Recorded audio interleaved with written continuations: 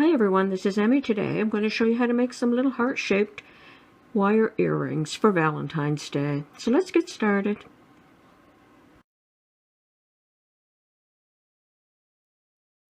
To make these easy earrings, I have cut some wire 4 inches long. And I'm going to fold these in half. So bring the two ends together like that, and then just pinch it like that.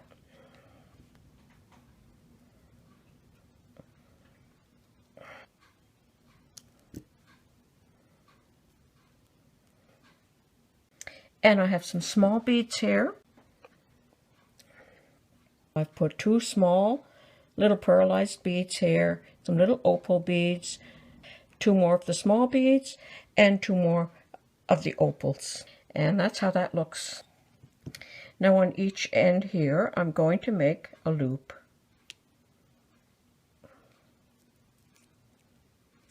Like that.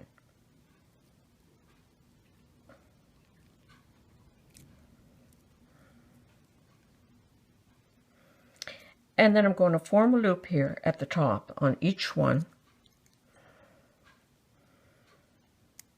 And I'm just using a pencil.